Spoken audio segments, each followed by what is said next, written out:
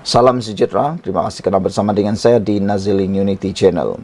Ini keputusan terkini berkait dengan kes Daim Zainuddin rekan baik Tun Mahathir. Berapa sebenarnya kekayaan beliau yang tidak disenaraikan di dalam pengisytiharan harta sehingga beliau kini diheret ke mahkamah. Rupa-rupanya kekayaan Tun Daim Zainuddin itu berderet, 7 keturunan pun tak habis nak makan semuanya. Begitu banyaknya, begitu kayanya Tun Daim Zainuddin. Bayangkan saja, berderet 7 keturunan pun tak habis. Itu sungguh banyak. Silap-silap hari bulan, ramai antara kita, satu aset itu pun kalau dibeli atau diberi, akan membuatkan kita gembira seumur hidup. Tapi apa yang ada pada Tun Daim Zainuddin, 70 aset harta yang tidak diisytihar ini. Saudara-saudara sekalian, bekas Menteri Kewangan Tun Daim Zainuddin dihadapkan ke Mahkamah Session Kuala Lumpur hari ini atas tuduhan gagal mematuhi notis Suruhanjaya Pencegahan Rasuah Malaysia SPRM dengan tidak mengisytiharkan 70 aset dan 1 akaun bank. Ada netizen yang bertanya, apakah akaun bank itu dan kenapa akaun bank itu tidak diisytihar? Berapa banyak sangatkah uang yang ada di akaun bank itu sehingga tidak diisytihar? Adakah jumlahnya? Mengejutkan kita semua. Beliau, iaitu Tun Daim Zainuddin yang digelar orang kanan Dr. Mahathir, bahkan pernah diberi tanggungjawab mengetuai Majlis Penasihat Kerajaan selepas pilihan raya umum ke-14. Berikut senarai 70 aset harta yang tidak diisytihar Daim yang menjawat jawatan Menteri Keuangan dari tahun 1984 hingga tahun 1991 dan kali kedua pada 1999 hingga tahun 2001. Rupa-rupanya, akaun bank yang tidak diisytiharkan oleh Tun Daim Zainuddin ini ialah akaun Amanah Saham Nasional Berhad ASB dan Amanah Saham Nasional ASN dengan nombor keahlian 000059400980. Wow, ini satu kejutan besar. Agak-agak berapalah duit yang ada di akaun Amanah Saham Nasional Berhad dan Amanah Saham Nasional ASN ini ya. Ada netizen yang menjangka mungkin boleh mencecah 1 juta ringgit. Antara kenderaan yang tidak diisytiharkan dalam harta Tun Daim Zainuddin adalah seperti Mercedes-Benz, Jaguar, Mercedes-Benz 450 SEL dan SLC, Rolls-Royce, ada juga Austin dan Ford Perfect. Wow, semua kereta yang disenaraikan ini memang adalah kereta yang sangat-sangat mewah dan mustahil untuk Anda miliki. Kalau Anda miliki, Anda adalah orang yang paling kaya di kampung Anda.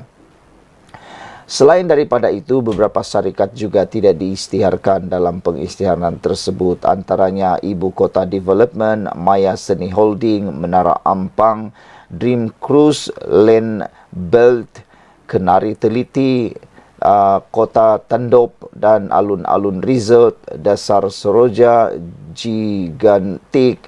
Ada banyak lagi lah syarikat-syarikat yang tidak disenaraikan ini sehingga 38 syarikat semuanya.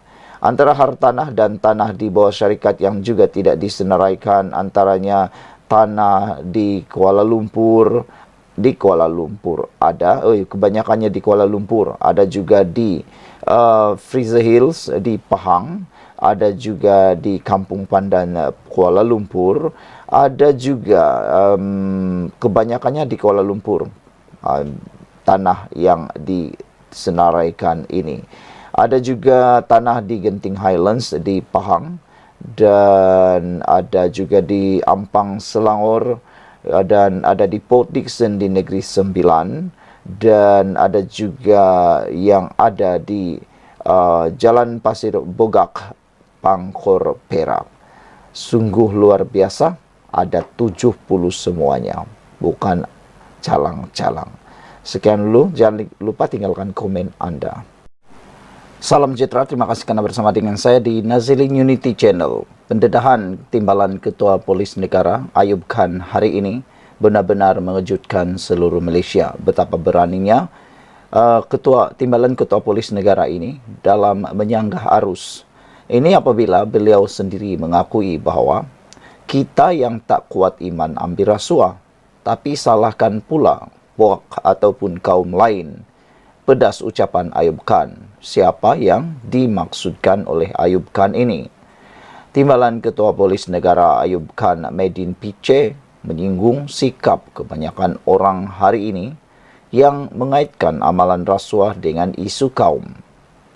Kata beliau, ada pihak yang apabila didakwa atas perbuatan rasuah, mereka menyalahkan kaum lain.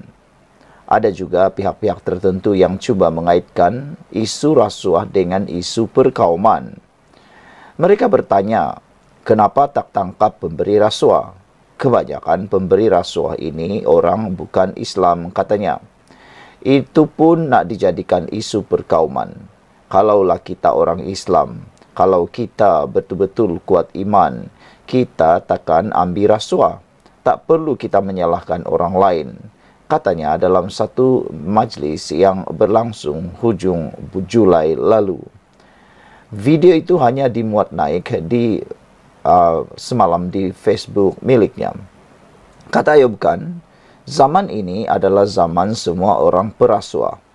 Beliau mengingatkan tentang istilah fasad kerosakan di mana ungkapan itu paling banyak disebut dalam Al-Quran selepas perkataan solat. Katanya, fasad terbahagi kepada dua kategori, iaitu melibatkan individu yang sedar dia melakukan kerosakan, manakala kategori kedua yang lebih bahaya membabitkan pihak pembuat kerosakan tetapi mendakwa dirinya sedang berbuat kebaikan. Fasad disebut 50 kali dalam Al-Quran. Itu menunjukkan betapa jijiknya rasuah ini. Malangnya, daripada tangkapan yang kita buat, banyak yang ditangkap adalah orang Islam, ujarnya lagi. Ayub Khan berkata, orang Islam tidak perlu menyalahkan orang bukan Islam apabila membincangkan isu gejala rasuah, termasuk dengan mengaitkannya dari sudut pemberi atau penerima. Orang Islam yang terima, kamu orang Islam yang terima, kita yang menerima rasuah, tapi kita nak salahkan orang lain pula, kata beliau lagi. Pada Ogos tahun 2022, Presiden PAS Tan Sri Abdul Hadi Awang mengaitkan orang bukan Islam dan bukan Bumiputra sebagai punca berlakunya amalan rasuah di negara ini. Menurut Abdul Hadi, golongan bukan Islam dan bukan Bumiputra juga merupakan kumpulan yang paling banyak merosakkan politik dan ekonomi negara. Saudara-saudara sekalian, semalam juga Timbalan Ketua Polis Negara Ayub Khan mendedahkan bahawa ada sekumpulan orang ini pakat-pakat makan rasuah, kemudian pergi haji. Timbalan Ketua Polis Negara tegur siapa? Timbalan Ketua Polis Negara Ayub Khan juga berkata, rasuah kini menjadi musuh nombor satu negara melihat kepada kerosakan akibat perbuatan itu kepada masyarakat dan negara. Menurut ucapan yang dimuat naik di akaun rasmi media sosialnya, Ayub Khan berkata pentingnya untuk semua pihak membenteras rasuah dari peringkat atasan hingga ke bawah. Katanya, amat mendukacitakan apabila orang Melayu Islam sendiri seperti menganggap rasuah sebagai satu budaya. Dalam konteks rasuah ini, kalau kita betul-betul nak benteras, bagi betul-betul ada impak besar, ambil daripada atas, katanya. Kalau yang di atas diambil tindakan, yang di bawah akan takut. Tapi kalau atas dibiarkan, atas yang menggalakkan rasuah, bawah ini akan bermaharajalela, katanya lagi. Amat mendukacitakan, ada dalam kalangan orang-orang Islam anggap rasuah dan macam satu budaya. Mereka anggap tak salah pun rasuah. Semua boleh ambil rasuah, katanya. Inilah salah satu sebab kenapa kita sampai sekarang masih ada isu rasuah. Isu yang besar yang saya boleh kategorikan sebagai musuh nombor satu negara. Ayub kan berkata, orang yang makan rasuah menganggap apabila mereka pergi menunaikan umrah atau haji, dosa itu telah diampunkan Allah. Namun katanya, dosa terhadap masyarakat adalah yang lebih besar kerana rasuah adalah memakan duit orang lain. Banyak dalam kalangan orang Melayu Islam kita yang masih beranggapan rasuah ini okey. Dia orang anggap rasuah ini ibarat cukup tahun pergi haji habis dosa. Balik haji bersih, seputih kain putih. Setiap bulan dia pergi umrah, tapi tiap tahun dia pergi haji. Tapi duit rasuah. Dengan anggapan dia bahawa tindakan dia makan rasuah tak apa.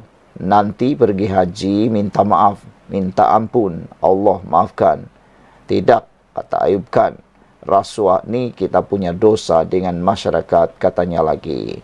Sekian untuk kali ini, jangan lupa tinggalkan komen anda.